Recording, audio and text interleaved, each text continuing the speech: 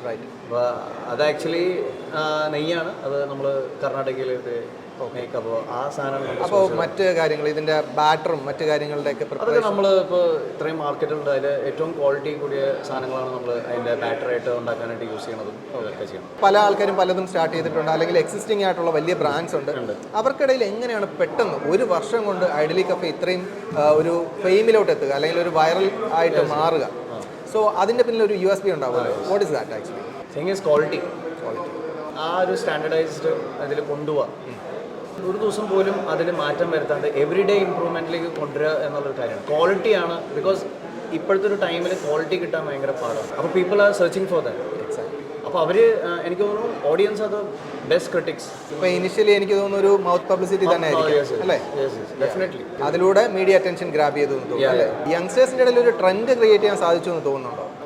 ആൾക്കാർക്ക് എങ്ങനെയാണെന്ന് വെച്ചാൽ വന്ന് കോഫി കുടിക്കാനും ആ ഒരു ആംബിയൻസിൽ ഔട്ട്ഡോർ ആണെങ്കിലും നിന്ന് കഴിക്കാനും നിന്ന് കഴിക്കുന്നത് ആക്ച്വലി ബാംഗ്ലൂർ ഇൻസ്പയർഡ് ആയിട്ടുള്ള ഒരു കൈൻഡ് ഓഫ് സ്റ്റൈലാണ് നമ്മൾ അതിനെന്താ പറയുന്നത്, ദർശനി സ്റ്റൈൽ. ആ ഒരു ക്യുസിനായാലും ആ ഒരു അവരുടെ വേ ഓഫ് ഈ ഫാസ്റ്റ് ലൈഫ് ആ രീതിയിലേക്ക് കൊണ്ടുവന്നാണ്. എന്നുവെച്ചാൽ ഒരു ബ്രേക്ക്ഫാസ്റ്റ് ഒരു ഇഡ്ഡലി മേടിച്ചു കഴിച്ചു, ഓഫീസിൽ പോകുന്ന ആൾക്കാർക്ക്, വീട്ടിൽ നിന്ന് മാറി നിൽക്കുന്ന ആൾക്കാർ, അപ്പോൾ അവർക്കൊക്കെ വന്ന് പെട്ടെന്ന് കഴിക്കാം, കോഫി കുടിക്കാം. ആ ഒരു വേ ഓഫ് പാറ്റേൺ ആണ് നമ്മൾ ഉദ്ദേശിച്ചത്. ഫാമിലി വന്ന് തുടങ്ങി. അപ്പോൾ നമുക്കത് കുറച്ചൊരു സ്ട്രഗിൾ ആയിരുന്നു. അപ്പോൾ ഈ എക്സ്റ്റെൻഡ് ദ സ്പേസ്. അപ്പോൾ ആൾക്കാർക്ക് ഒരു സ്പേസ്, നമ്മൾ ഇരിക്കുന്ന ഒരു സ്പേസ് ആണ് അല്ലേ? സെൽഫ് സർവീസ് തിങ് അതിപ്പോഴും വി ആർ കണ്ടിന്യൂയിങ്. പല സ്ഥലങ്ങളിലും മുക്കിന് നമ്മൾ ഈ കുഴിമന്തി കടകളും അറബ് ഫുഡും അല്ലെങ്കിൽ നോൺ വെജ് ഫുഡുമാണ് ഏറ്റവും കൂടുതൽ ട്രെൻഡിങ്ങിൽ നിൽക്കുന്നത്, അല്ലെങ്കിൽ ഏറ്റവും കൂടുതൽ ആൾക്കാർ ഡിമാൻഡ് ചെയ്യുന്നത്. അപ്പോൾ അതിനകത്ത് വെജിറ്റേറിയൻ റെസ്റ്റോറൻറ്റ്സിനുള്ള ഒരു ഒരു ആവശ്യകത വളരെ കുറവാണ്, ഒരു ഡിമാൻഡ് കുറവാണെന്ന് തോന്നിയിട്ടുണ്ട്. ഇപ്പോൾ ഐഡലി കഫേയുടെ കാര്യത്തിലേക്ക് വന്നപ്പോൾ ആ ഒരു ട്രെൻഡിങ്ങിൽ ഇപ്പോൾ എങ്ങനെയാണ് ഒരു കുഴിമന്തി അല്ലെങ്കിൽ ഒരു ബർഗർ, ഒരു സാൻഡ്വിച്ച് ഇതെല്ലാം ട്രെൻഡിങ് ആവുന്നത്, അതുപോലെ തന്നെ ഒരു വെജിറ്റേറിയൻ ഫുഡ് ഐറ്റംസ് അല്ലെങ്കിൽ ആ ഡിഷസ് ട്രെൻഡിങ്ങിലാണ്. അപ്പോൾ അതൊക്കെ ശരിക്കും പറഞ്ഞാൽ ഈ പറഞ്ഞ പോലെ അശ്വൻ്റെ ഒരു മാർക്കറ്റിംഗ് സ്ട്രാറ്റജി തന്നെയാണോ? അദ്ദേഹം മാർക്കറ്റിങ്ങിൽ അത് കൃത്യമായിട്ട് ഇംപ്ലിമെൻറ്റ് ചെയ്തു എന്നുള്ളതാണ് മനസ്സിലാക്കുന്നത് അല്ലേ? എന്താണ് അതിനെക്കുറിച്ച് തോന്നുന്നത്? 2 ദിവസം നമ്മളിപ്പോൾ റിസോർട്ടിൽ പോയി നിൽക്കുകയാണെങ്കിൽ how many days you will stay? 3-4 days. Hardly. After that, what do you think? Like, you'll come back home. Yeah, exactly. That's the thing. Yeah. South ഇന്ത്യയിൽ നമ്മൾ നമ്മുടെ സ്റ്റേപ്പിൾ ഫുഡായിട്ട് ഇഡ്ഡലി കഴിക്കും. നമ്മളൊരു എന്നും മോർണിംഗിൽ ഇഡ്ഡലി കഴിക്കും, ദോശ കഴിക്കും, ഉപ്മാവ് കഴിക്കും. This thing we keep doing because നമ്മൾ ചെറുപ്പം തൊട്ട് അത് കഴിച്ച് നമ്മുടെ നാവിലൊരു ടേസ്റ്റ്. അതിന് മാറി 2 ദിവസം may be we can have that ഒരു change. Then again we'll come back to this. That's the strategy. ഫാമിലിയുടെ ഇൻവോൾവ്മെന്റ് പറഞ്ഞല്ലോ. അപ്പോൾ എങ്ങനെയാണ് ശരിക്കും പാരൻസും ഒക്കെ എങ്ങനെയാണ് ഇതിൽ ഡയറക്റ്റ് വന്നിട്ട് അവർ ഇൻവോൾവ് ചെയ്യുന്നതാണോ, അല്ലെ ഈ പറഞ്ഞ പോലെ അതിൻ്റെ റോ പ്രൊഡക്ഷൻ ടൈമിലാണോ അതിൻ്റെ ഒരു ഇൻവോൾവ്മെന്റ് വരുന്നത്? നിങ്ങൾ ആക്ച്വലി ഏത് റെസ്റ്റോറൻറ്റിൽ പോയാൽ ഓണറെ കാണില്ല, but you will find here. Correct, frankly speaking അത് കറക്റ്റ്. അപ്പോൾ അത് എപ്പോഴും ഉണ്ട്. എപ്പോഴും ഡയറക്റ്റ് 1 to 1 നമുക്ക് സംസാരിക്കാം. ഇപ്പോൾ സിദ്ധാർത്ഥിനോടാണെങ്കിൽ ഞങ്ങൾ കണ്ടിരുന്നു ഒരുപാട് കസ്റ്റമേഴ്സ് കഴിച്ചിട്ട് ഡയറക്റ്റ് ഫീഡ്ബാക്ക്, വളരെ പോസിറ്റീവായിട്ട് ഫീഡ്ബാക്ക് പറഞ്ഞിട്ട് പോകുന്നുണ്ട്. ഇവരുടെ ഒരു ഹോസ്പിറ്റാലിറ്റി അങ്ങനെയാണ്, അവരും അങ്ങനെ തന്നെയാണ് തിരിച്ചും ബിഹേവ് ചെയ്യുന്നത്. അതുകൊണ്ടായിരിക്കും ഇത്രയും ഒരു ക്രൗഡ് എപ്പോഴും നമ്മൾ ഇവിടെ കാണുന്നത് അല്ലേ? കാരണം അങ്കിൾ ഭയങ്കര വെൽക്കമിംഗ് ആണ്. ഞാൻ ആ അങ്കിളിനെ കണ്ടിട്ടാണ് പഠിച്ചേക്കുന്നത്. കാരണം വെച്ചാൽ എനിക്ക് ബിസിനസ് ABCD അറിഞ്ഞൂടാ, but he told me to join and see how it goes. നമ്മളിവിടെ ഞാൻ കുറച്ച് മെഷീനറീസ് ഒക്കെ കണ്ടു, ലൈക്ക് സ്റ്റീമറൊക്കെ പോലുള്ള മെഷീനറീസ്. അപ്പോൾ ഷെഫ് ആയതുകൊണ്ട് തന്നെ അതിനെക്കുറിച്ചൊക്കെ ഒരു ഐഡിയ ഉണ്ടായിരിക്കും അല്ലേ? ഈ എവിടെ നിന്നാണ് നമ്മളിത് സോഴ്സ് ചെയ്യേണ്ടത്? ഇതൊക്കെ ആക്ച്വലി പല സ്ഥലത്ത് ഇപ്പോൾ കണ്ടിട്ടുണ്ടെങ്കിലും ആൾ അസംബ്ലി ചെയ്ത് ആൾക്കൊരു ഐഡിയ ഉണ്ടായിരുന്നു. ഓക്കെ, ഇപ്പോൾ ഈ ഇതിൻ്റെ കുക്കിംഗ് ടൈം എങ്ങനെയായിരിക്കണം, അപ്പോൾ എന്ത് അലുമിനിയം യൂസ് ചെയ്യണോ, സ്റ്റീൽ യൂസ് ചെയ്യണോ, ടെമ്പറേച്ചർ നിൽക്കുമോ, അപ്പോൾ അതിൻ്റെ ടെക്നിക്കൽ വശങ്ങൾ സ്റ്റഡി ചെയ്യും. അപ്പോൾ അതാണ് ഞാൻ പറഞ്ഞത്, ഒരു എക്സ് ഫാക്ടർ ഉണ്ടാകും. ഓക്കെ, ഇപ്പോൾ ദോശക്കല്ലാണെങ്കിൽ പോലും ഒരു കടയിൽ പോയിട്ട് വാങ്ങിക്കണേക്കാളും ഉപരി ഈ തിങ്സ് ഓഫ് അസംബ്ലിങ് എങ്ങനെയൊക്കെ അതിനെ ഇനിയും ഇത് കയറ്റിയിട്ട് എത്ര ടൈമിനുള്ളിൽ ഐ ക്യാൻ പ്രിപ്പയർ ആ ദോശ, എത്ര അതിൻ്റെ ടേസ്റ്റ് മാറ്റാം.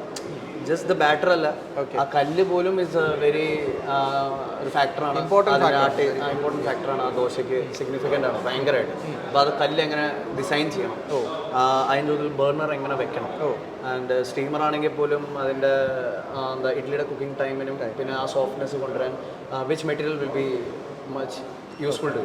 അപ്പോൾ അതൊക്കെ ഭയങ്കരമായിട്ട് സ്റ്റഡി ചെയ്തിട്ടുണ്ടായിരുന്നു. അപ്പോൾ ഈ അസംബിൾസ് ഇനി അടുത്ത് എന്തൊക്കെയാണ് ചെയ്യുന്നത് അങ്ങനെയൊക്കെ ഉള്ള ഒരു R&D ഇതെല്ലാം അശ്വിൻ്റെ തന്നെ മാത്രം ഒരു ഇതാണോ, അല്ലെങ്കിൽ ഇപ്പോൾ സിദ്ധാർത്ഥിൻ്റെ സജഷൻസ് ഉണ്ടാവുമോ? സജഷൻസ് ഇതിനെക്കുറിച്ച് അറിവുള്ളവർ ചെയ്തിട്ട് so is expert right. He's an expert. എനിക്ക് അതിൽ സജഷൻ അല്ല, I am learning from him. Is planning for more outlets. Expansion പോലെ. അപ്പോൾ very good. In and around കൊച്ചിയാണോ? അതെ, ഇന്ന കൊച്ചിയിൽ തന്നെ നോക്കുന്നുണ്ട്. അപ്പോൾ കുറച്ചും കൂടി ഇനിയിപ്പോൾ അത്രയും ദൂരെ നിന്ന് വരുന്ന അന്ന് കൊച്ചിയിൽ തന്നെ പല സ്ഥലത്തും ദൂരെ നിന്ന് വന്ന് കഴിക്കുമ്പോൾ അവർ സജസ്റ്റ് ചെയ്യുമ്പോൾ തിങ്ക് യെസ് നമുക്ക് അവിടെ ഒരു എക്സ്പ്രസ് ഔട്ട്ലെറ്റോ അല്ലെങ്കിൽ ഒരു ഇതേപോലത്തെ ഒരു ഔട്ട്ലെറ്റോ ഇതേപോലത്തെ ഒരു സ്പേസ് ഇനീഷ്യലി അങ്ങനെ സ്റ്റാർട്ട് ചെയ്ത് തുടങ്ങാമല്ലോ അല്ലേ? ഈ പറഞ്ഞ പോലെ അതൊരു നല്ലൊരു ഐഡിയ ആണ്, ഒരു വണ്ടർഫുൾ ഐഡിയ ആണ്. കാര്യം വെച്ചാൽ വലിയൊരു സ്പേസ് എടുത്ത് ഇതുപോലൊരു സെറ്റപ്പ് ചെയ്യുന്നതിന് മുന്നേ ഒരു എക്സ്പ്രസ് കൗണ്ടർ എന്ന് പറയുന്നത് അല്ലേ? That's good. അങ്ങനെ ഓക്കെ. അപ്പോൾ ഈ പറഞ്ഞ പോലെ പല ഇന്നോവേറ്റീവ് ടെക്നോളജീസും സ്ട്രാറ്റജീസും ഇതിനകത്ത് ഇംപ്ലിമെൻറ്റ് ചെയ്ത് കൊണ്ടുവന്നിട്ടുണ്ട്. എനിക്ക് അത് തന്നെ ആയിരിക്കും ചിലപ്പം ഈ പറഞ്ഞ പോലെ ഭയങ്കര ഒരു സക്സസ് റേറ്റിലേക്ക് ഇത് പോകുന്നത്. രണ്ടാമത്തെ ഒരു കാര്യം ഇപ്പം ഞാൻ ചോദിക്കുന്നത്, ഇപ്പം നമ്മൾ ഒരു ക്വാണ്ടിറ്റി ഓഫ് പ്രൊഡക്ഷൻ അത്തരം കാര്യങ്ങൾ എങ്ങനെയാണ് ഐ മീൻ കാൽക്കുലേറ്റ് ചെയ്യുന്നത്? അതിൻ്റെ ഒരു ക്വാണ്ടിറ്റി ഓഫ് പ്രൊഡക്ഷൻ, അതിൻ്റെ ഒരു സെല്ലിംഗ്. എവറി ഡേ നമുക്ക് ഇതിൻ്റെ ഒരു റൗണ്ട് ഓഫ് ചെക്കിങ് ഉണ്ടാവും. വെച്ചാൽ നമ്മൾ ഒരു ഗ്രാഫ് നോക്കും, ഏതാണ് ഏറ്റവും കൂടുതൽ മൂവിങ് ആയിട്ടുള്ള ഐറ്റം. ഓക്കെ, അപ്പോൾ അതിൻ്റെ എത്ര പ്രൊഡക്ഷൻ കൂട്ടണം. ഓക്കെ, ഏത് പ്രൊഡക്റ്റാണ് ഏറ്റവും പുഷ് ആവാണ്ട് താഴെ കിടക്കുന്നത്, അപ്പോൾ അതിനെ പുഷ് ചെയ്യും, അല്ലെങ്കിൽ അത് ഡിസ്കണ്ടിന്യൂ ചെയ്യും. ഏത് വി പുഷ് നമ്മൾ അതിൻ്റെ കുറച്ചും കൂടി മാർക്കറ്റ് ചെയ്യും, ആ സാധനം പുഷ് ചെയ്യാൻ നോക്കും. അതിന് കാരണം അത് നല്ല സാധനമായിരിക്കും, ബട്ട് പീപ്പിൾ ഒരു ഹെസിറ്റേഷൻ ഉണ്ട്. അപ്പോൾ വാട്ട് വി ഡു, അത് പുഷ് ചെയ്തിട്ട് ഇത് കഴിച്ച് നോക്ക്. അപ്പോൾ ദെൻ അത് കയറിപ്പോകും. അതിലൊരു എക്സാമ്പിൾ ആയിരുന്നു മെയിൻ ഇഡ്ഡലി. ആൾക്കാർ ഇങ്ങനെ ഒരു സാധനം കേട്ടിട്ട് തന്നെ ഇല്ല, main idli what is it. അപ്പോൾ മെയിൻ ഇഡ്ഡലി തന്നെയാണ്, ബട്ട് അതിന് വേണ്ടിയിട്ട് നമ്മൾ സെപ്പറേറ്റ് വൈറ്റ് ചട്നി പ്രിപ്പയർ ചെയ്തിട്ട് കടുക്ക ഓട്ടീസ് ആ കടുക് ഇതൊക്കെ പൊട്ടിച്ച് ഇങ്ങനെ വെച്ച് ദെൻ ദാറ്റ്സ് ഇപ്പോൾ അതാണ് ഏറ്റവും റണ്ണിങ് ആയിട്ടുള്ളൊരു സാധനം. അത് ചോദിച്ചു വരും. അപ്പോൾ ദാറ്റ്സ് തിങ്. അപ്പോൾ ഏത് ഡിസ്കണ്ടിന്യൂ ചെയ്യും, അല്ലെങ്കിൽ വി ട്രൈ ടു പുഷ്. അപ്പോൾ അങ്ങനെ നമ്മൾ നോക്കും, അപ്പോൾ പ്രൊഡക്ഷൻ ഏതിന് നമ്മൾ പുഷ് ചെയ്യണം, കൂട്ടണം, കുറയ്ക്കണം. That's graph every day we check. ഒരു ഇനീഷ്യൽ ഇൻവെസ്റ്റ്മെൻറ്റ് എന്നൊക്കെ പറയുമ്പോൾ എന്തോരം നമ്മൾ ആ ഇൻവെസ്റ്റ്മെൻറ്റ് നിങ്ങൾക്കിപ്പോൾ നിങ്ങളൊരു പ്രോഫിറ്റ് മാർജിനിൽ മസ്റ്റായിട്ട് നിങ്ങൾ കയറിയിട്ടുണ്ടോ? What we do is we are investing on this. ഇപ്പോൾ എന്തെങ്കിലും നമുക്ക് എക്സ്ട്രാ കിട്ടുവാണെങ്കിൽ പോലും we keep on investing on this. Okay, നമ്മൾ കുറച്ചും കൂടി ഇമ്പ്രൂവ് ചെയ്ത് കൊണ്ടുവരാം എന്നുള്ളത്. അത് എക്സ്പാൻഷൻ പ്രോജക്റ്റ്. ഓക്കെ, ഇൻവെസ്റ്റ്മെൻറ്റ്സ് ആണ് ഈ പറഞ്ഞ പോലെ പ്രോഫിറ്റ് കിട്ടി അവിടെ തന്നെ നിൽക്കുക എന്നുള്ള രീതിയിലല്ല, ഒന്നും കൂടി എന്തൊക്കെയാണ് പുതിയത് കൊണ്ടുവരാൻ പറ്റുക എന്നുള്ള രീതിയിലാണ്. ഇനിഷ്യലി നമുക്ക് എത്ര സ്റ്റാഫ് അല്ലെങ്കിൽ ഒരു റണ്ണിങ് ടൈമിൽ ഒരു സ്റ്റാർട്ട് ചെയ്ത സമയത്ത് എന്തോരം സ്റ്റാർട്ട് ചെയ്ത സമയത്ത് ഞങ്ങൾ 8 പേരെ ഉണ്ടായിരുന്നു. നിങ്ങളെ എല്ലാവരെയും കൂട്ടി പിന്നെ ഫാമിലി മെമ്പേഴ്സും എല്ലാവരും വന്നിട്ടായിരുന്നു സെർവിങ്ങിനുണ്ടായിരുന്നത്. രാവിലെ നമുക്ക് നല്ല 2 ഷെഫ്മാരെ കിട്ടിയായിരുന്നു. ഇപ്പോൾ 3 പേരുണ്ട്. അഭിഷേക്, രാഹുൽ, നന്ദു, ഇവരൊക്കെയാണ് നമ്മുടെ മെയിൻ ഷെഫുകൾ. അപ്പോൾ ഇവരായിരുന്നു നമ്മുടെ ഒരു സപ്പോർട്ട്. എന്ന് വെച്ചാൽ നമ്മൾ അവർ രാവിലെ മോർണിംഗ് 5 o'clock വരും. അവിടെ ചെന്ന് തേങ്ങ അരിക്കും, ചമ്മന്തി അരിക്കും, കറികളൊക്കെ ഉണ്ടാക്കും. ഇതെല്ലാം കൊണ്ട് വന്നിട്ട് തിരിച്ച് ഇങ്ങോട്ട് വന്നിട്ട് ഇവിടെ സെർവിങ് ചെയ്യും, ഉണ്ടാക്കും. So that's the thing. പിന്നെ round the clock like morning ഒരു 7 o'clock, അന്നൊക്കെ 7:30 ആ ടൈമിലായിരുന്നു സ്റ്റാർട്ട് ചെയ്തുകൊണ്ടിരുന്നത്. 11 o'clock വരെ റൺ ചെയ്ത് ഷട്ടറൊക്കെ ഇട്ട് കഴുകിയപ്പോഴത്തേക്ക് അങ്കിളും എല്ലാവരും അങ്കിളൊക്കെ കയറിയിരുന്ന് seen cooking is a very good cook. അപ്പോൾ അതായിരിക്കും ഇൻഫ്ലുവൻസ് ചെയ്തിട്ടുണ്ടാവുക. അപ്പോൾ ആളും പോവും, ആൻറ്റി ഉണ്ടാവും.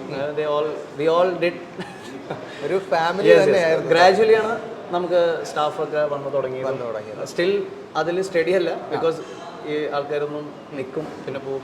ബട്ട് ആ 3 chef they are with us. പക്ഷേ നിങ്ങൾ സോഴ്സ് ചെയ്ത് നിർത്തുന്നത് ഏറ്റവും ബെസ്റ്റ് ആയിട്ടുള്ള ആൾക്കാരെ തന്നെ ആയിരിക്കും.